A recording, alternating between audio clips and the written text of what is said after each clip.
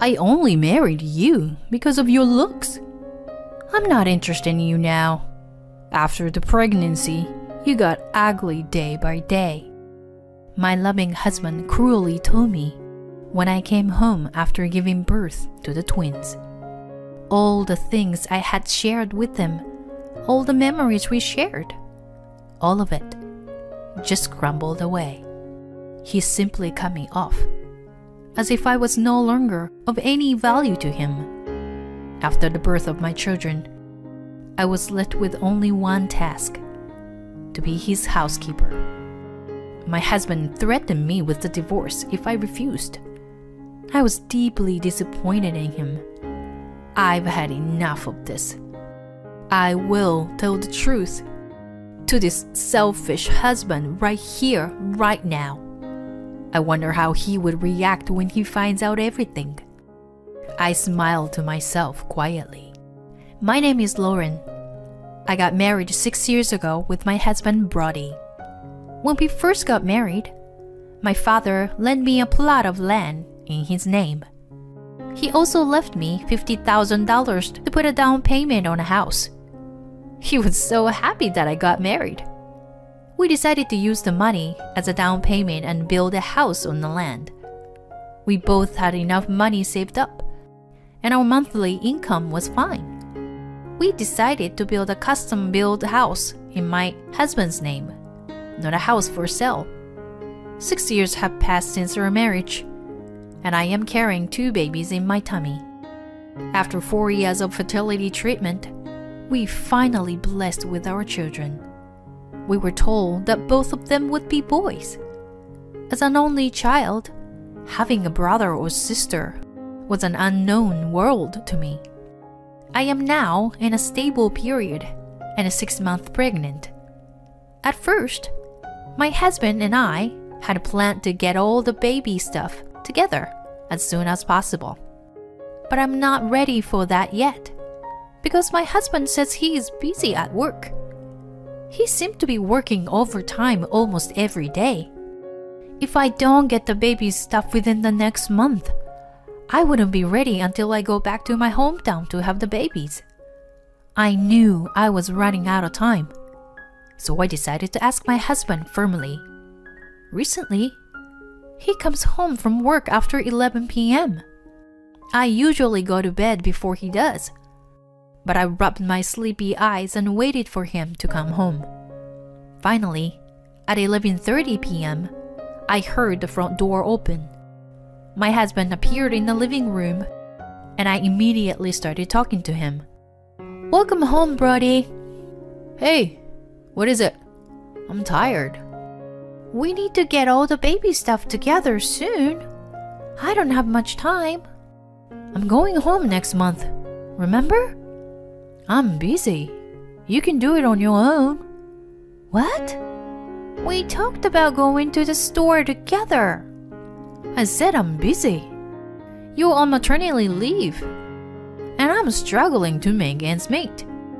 "But I took maternity leave early, but it's not because I don't want to work. Since it will be twins, it is only natural to prepare carefully and early. Even my husband knows that I have to go back to my parents' house in a few weeks. I wonder if he can't even make time for just one day.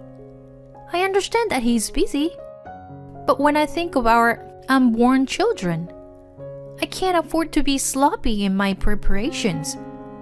Normally, I would have given up, but on this day, I was different. Please, Brody, just one day. I told you I'm busy. Now, shut it. Why? Why did you suddenly become so busy? You've been working overtime every day. You've even started working on weekends. That's... What?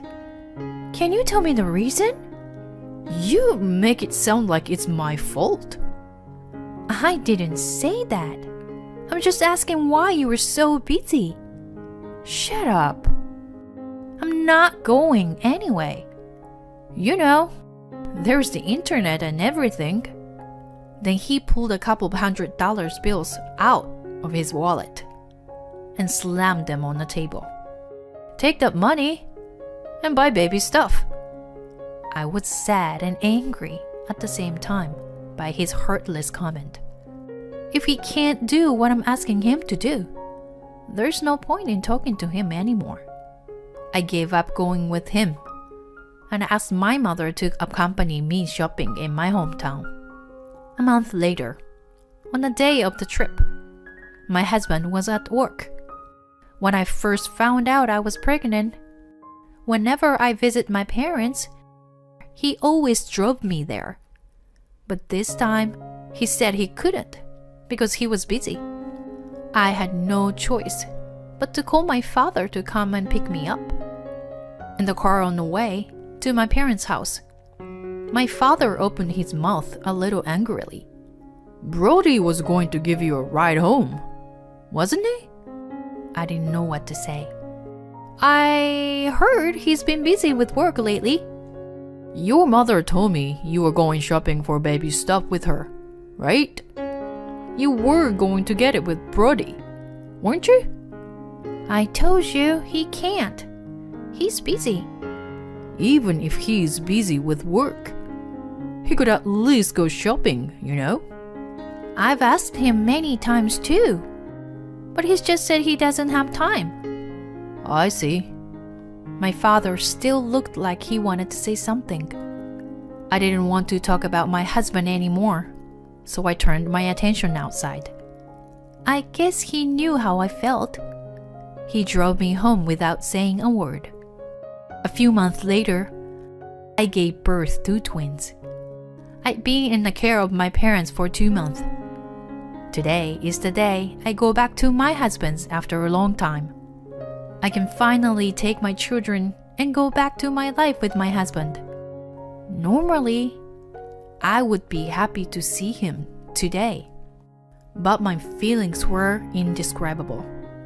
There was a heaviness in my heart because my husband never once came to see me to my parents' house. Not only during my pregnancy, and even after our sons were born. Not even for a single day. I tried to contact him many times. His response was, I'm busy. I don't have time to come over. I was beyond angry. Even my parents were furious. So my parents contacted Brody several times, but he never responded. In the car on the way home, my father became a little irritated and broached the subject. If you go back to Brody and think it's impossible to live with him, you can call me anytime. I'll come and get you. Thank you, Dad. I'm glad you said that. You're the one who chose him, and I don't want to think he's too bad of a guy. But Brody's attitude is unforgivable. I'll have a little chat with him when we get home. Okay, but I don't know if he'll be there. I don't care. Let me wait with you until he gets home. Thank you, Dad. I'd appreciate it. I'm sure Brody will change his attitude a little if he got a direct order from my dad. With this faint hope in my heart, I returned home with my father. I came home for the first time in months. When I inserted the key into the keyhole of the front door, then I felt a strange sensation. It wouldn't go all the way in. No matter how many times I tried, I couldn't get the key all the way in. Fortunately, the lights were on. I know that my husband is already home. So I pressed the intercom and hear a woman's voice. As I stood there, the front door opened. A strange woman came out of the door. She looks puzzled and called out to me. Excuse me? Who are you? This is my house. What? My husband bought this house about 2 months ago. 2 months ago? I was shocked that I couldn't help but raise my voice. She reacted as if she had just thought of something. Ah, are you Brody's wife, by any chance? Yes. How do you know my husband? My husband bought this house from Brody, a senior colleague of his at work. What do you mean he bought it? We had a baby last year, and we didn't have time to move. We're thinking of building a house, and Brody gave us a reasonable price. We paid $50,000 in one lump sum, and the rest will be paid in installments. Well, of course you know that because you're his wife. I'm sorry. My father and I looked at each other. We knew it was more than just a coincidence. The couple, Mr. and Mrs. Patterson, were kind enough to let us have some time. I immediately called my husband and asked him to explain the situation. Hey, Brody! What the hell is going on? Oh, you're back. My husband sounded annoyed over the phone. You, housekeeper. Skipping chores, leaving the house for a long time. Cut the crap. Just explain to me why someone else is living in our house. Did you sell it? Are you crazy? What? It doesn't matter. The house is in my name. Huh? Where the hell are you, anyway? I'm staying at Hilton with my girlfriend. Girlfriend? Yeah. I just sent it to you. Look at the picture. Attached to the message on my phone was a picture of my husband cuddling with a young woman. For all intents and purposes, they are as close as lovers can get. I still can't wrap my head around this situation, and he confronts me with an unforgiving reality. Look, I only married you because of your looks. I'm not interested in you now. After the pregnancy, you got ugly day by day. What? Are you serious? Yeah. That's why I started having a relationship with her. You started getting fat and bloated. Anyway, I'm going to live with her. And you are going to be my housekeeper from this day forward. Housekeeper? Are you kidding me? I'll send you my address. Come here quickly. He hung up the phone and sent me the address of the hotel. You've got to be kidding me. At the moment, I felt an inexpressible anger flare up like a flame. My father's face, who was listening to the whole thing, was burning too. I could see his body trembling with anger. Mrs. Patterson looks at us with a curious gaze. I called out to her to tell them the truth. Excuse me, is your husband here? Yes, he is. I'd like to talk to him. Could you go get him? Okay, one moment please. After that, I showed him the photos my husband had sent me and explained the situation. Apparently, my husband's affair partner was a colleague at the same company.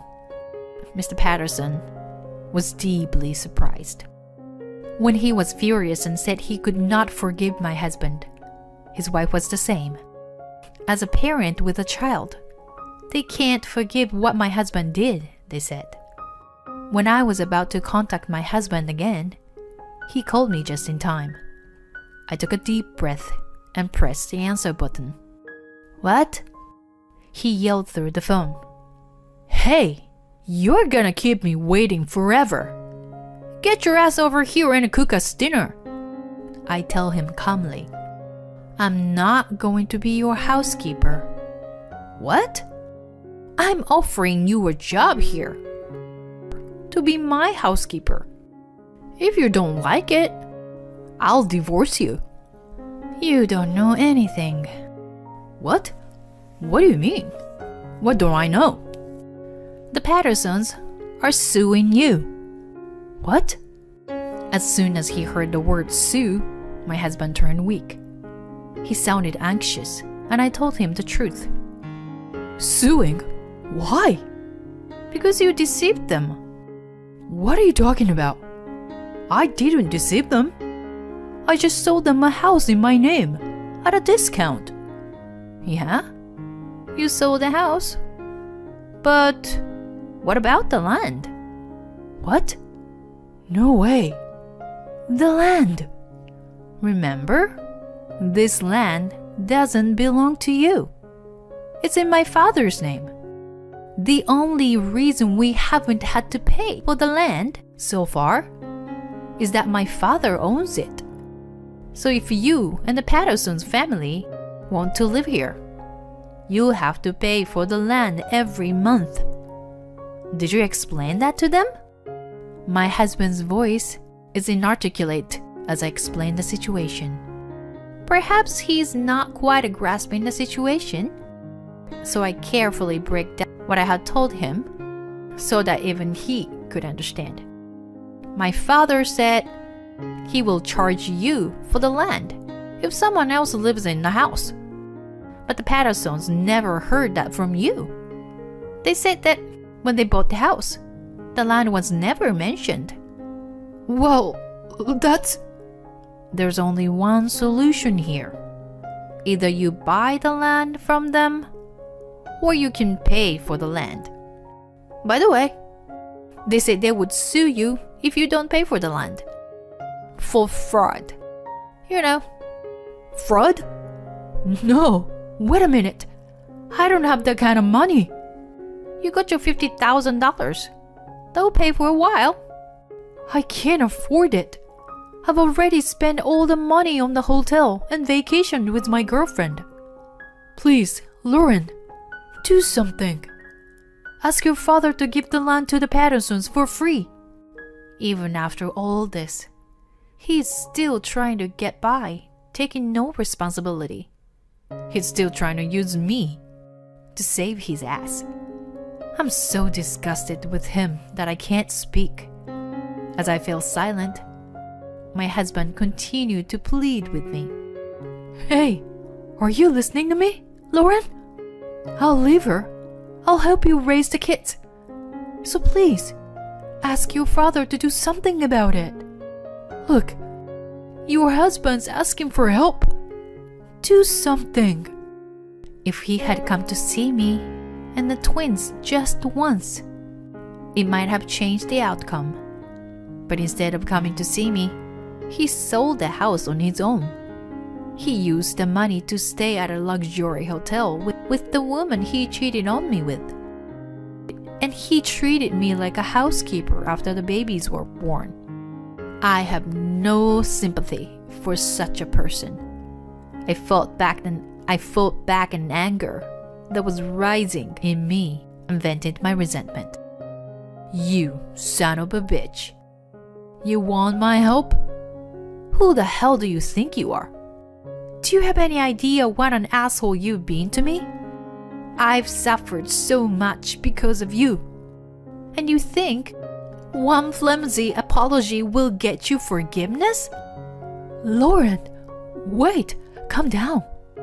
How can I calm down under such circumstances? You cheat on your wife and sell the house without asking. And to top it all off, you want me to be your housekeeper? You've got to be kidding me.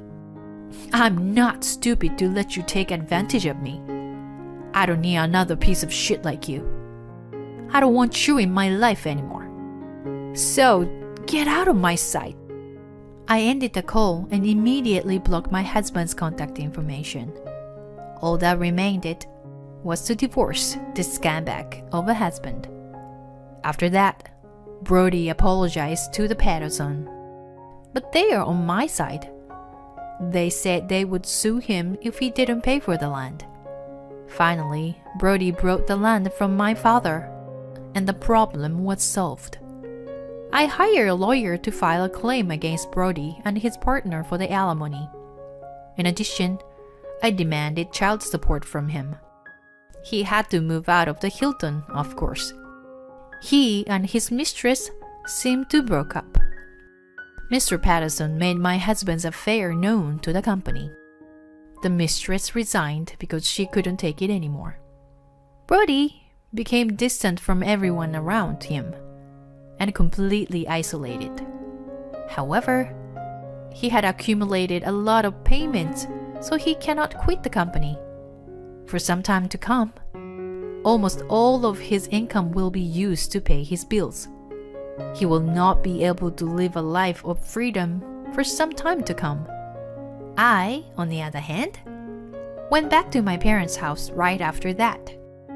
I explained the situation to the company, and they made me work remotely, so I was able to return to work without incident. There will be times in the future when my children will be inconvenienced by their father's absence. Even so, I want to raise them with a lot of love and care.